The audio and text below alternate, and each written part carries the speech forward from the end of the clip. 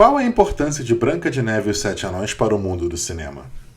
Vamos tentar responder essa pergunta de forma simples.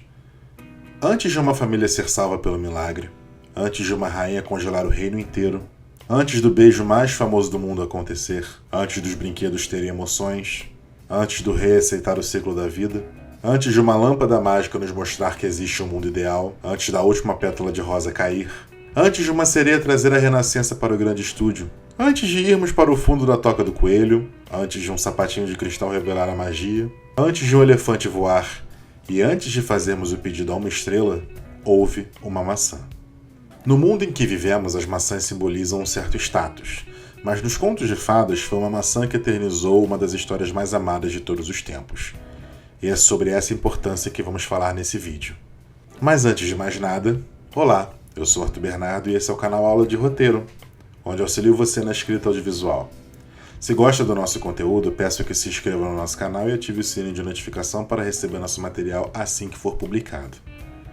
Deixe seu like no vídeo, mas lembre-se que não se aprende roteiro pelo YouTube, então recomendo que procure uma escola, faculdade ou curso de cinema específico. Se você me conhece, sabe que não faço mistério quanto ao meu filme favorito. Branca de Neve e os Sete Anões foi lançado em 1937 e até hoje está em alta em todos os sentidos por ser um verdadeiro ícone. É o primeiro filme de animação da Walt Disney Pictures. Foi a maior bilheteria de filme com som na época de seu lançamento. Ganhou um Oscar honorário pela revolução na indústria cinematográfica. É a primeira princesa oficial da Disney. É uma das únicas personagens do estúdio a ter uma estrela na Calçada da Fama. É considerado pelo American Film Institute como a maior animação de todos os tempos e está na lista dos 10 filmes mais importantes de todos os tempos. As considerações são imensas, mas qual é o maior legado do filme? Simples, se Branca de Neve e os Sete Anões não fosse um sucesso, o mundo seria completamente diferente. Provavelmente Mickey, Minnie, Pato Donald e Pateta poderiam ser esquecidos. Muito provavelmente outra pessoa teria a ideia de construir parques temáticos e provavelmente não teríamos hoje um estúdio que amamos tanto, a Disney. Mas o legado do filme vai além dos valores monetários e midiáticos. Branca de Neve prova que é possível ser grandioso sendo simples. Uma lição que todos os roteiristas, diretores e trabalhadores do audiovisual precisam ter em mente na hora de conceber um filme. Entenda, quando falamos em simplicidade, estamos falando de elegância e não de ser relaxado. Simplicidade tem a ver com elegância, e o filme Branca de Neve e os Sete Anões tem uma história simples, elegante e muitíssimo poderosa. É óbvio que não poderia ser feito de qualquer jeito, por isso houve uma grande produção que encareceu o filme para os valores da época. Porém, tudo valeu a pena.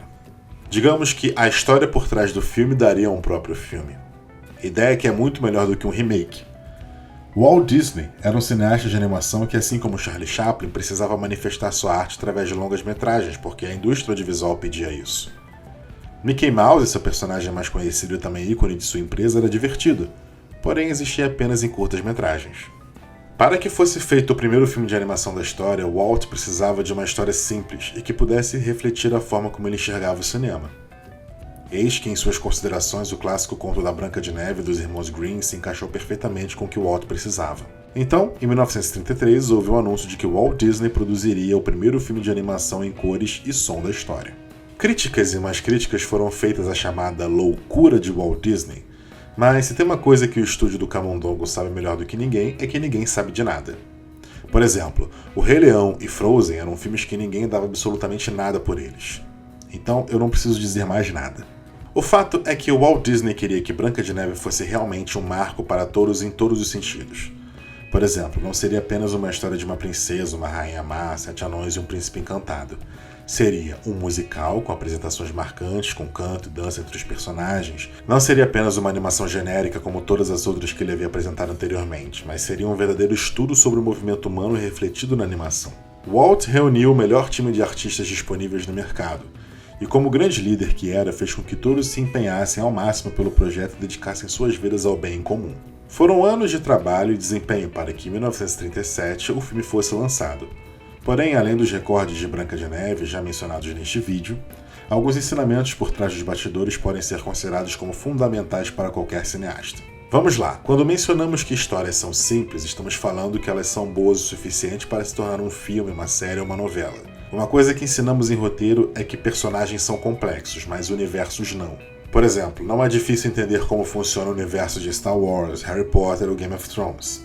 É difícil definir personagens como Darth Vader, Severus Snape ou Cersei Lannister como uma coisa só, porque eles são complexos. Por isso, Branca de Neve, por ser o primeiro filme de Walt, deveria ser na cabeça dele perfeito, em todos os sentidos. O problema da perfeição é que ela não existe, principalmente no cinema, porque devemos considerar que antes o filme tem que estar feito do que perfeito. Seu primeiro filme ou feito não será o seu melhor, mas será o pontapé inicial e tá tudo bem. Walt e seu estúdio já haviam entrado para um certo grau de reconhecimento de mercado com Steamboat Willie, de 1928, mas Branca de Neve não era seu primeiro trabalho para o mundo. Seria uma revolução na indústria como um todo, mas não era o primeiro trabalho de Walt Disney. Vocês podem imaginar que, se para produzir um curta-metragem existe estresse sem tamanho, produzir um longa com essa promessa deveria ser altamente estressante. Walt precisava que o filme fosse um sucesso e reza a lenda que seu perfeccionismo estava atrapalhando. Os custos da animação foram inflacionando com o tempo e, por isso, cada vez mais era preciso investir dinheiro na produção, ao ponto de Walt ter que hipotecar a própria casa. Mesmo assim, ele parecia que ainda não estava satisfeito. Mas espera. Os animadores estudaram o movimento humano para compor os personagens, utilizaram a tecnologia da câmera multiplano, redefiniram os conceitos de cor nas imagens e planos.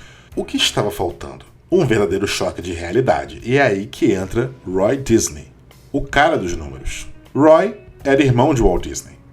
E há quem diga que Walt era o artista e Roy era a verdadeira cabeça por trás da Disney. Faz muito sentido, porque ele era pragmático e cuidava da economia da empresa. Reza a lenda que o Roy segurava as pontas soltas que ficavam no estúdio e que apaziguava os conflitos entre funcionários que se revoltavam com Walt. O mais interessante é uma conversa que houve entre os irmãos momentos antes de Branca de Neve e os Sete Anões ser lançado. Na cena final, quando o príncipe beija Branca de Neve e a salva da maldição, Walt não estava satisfeito com o movimento que o personagem fazia, porque ele oscilava diante do esquife em que a princesa estava adormecida. Na cabeça de Walt, isso deveria precisar refazer toda a sequência que o príncipe se aproximava e custaria em torno de $300 mil a mais. Walt se sentia pressionado porque seus animadores, também perfeccionistas, não estavam satisfeitos com o resultado do filme. Roy simplesmente olhou para o prazo se aproximando do fim e disse para o irmão que não havia nem tempo e nem dinheiro para refazer a sequência. Simplesmente ele disse que lamentava, mas o príncipe iria oscilar na tela e não tinha mais o que fazer a respeito.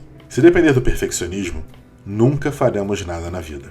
Bom, Branca de Neve e os Sete Anões foi lançado e foi um fenômeno absoluto em todos os sentidos, mas a lição que todo cineasta deve aprender com esse filme vai muito além dos recordes quebrados. Você não deve fazer um filme de qualquer jeito, mas também precisa vencer suas próprias críticas para realizar suas obras. Se você errar em algum momento, tudo bem, há quem vá te criticar, e isso é normal no meio artístico. Mas o problema é quando você insiste tanto em ser perfeito que acaba destruindo tudo. Prazos são prazos, orçamentos são orçamentos.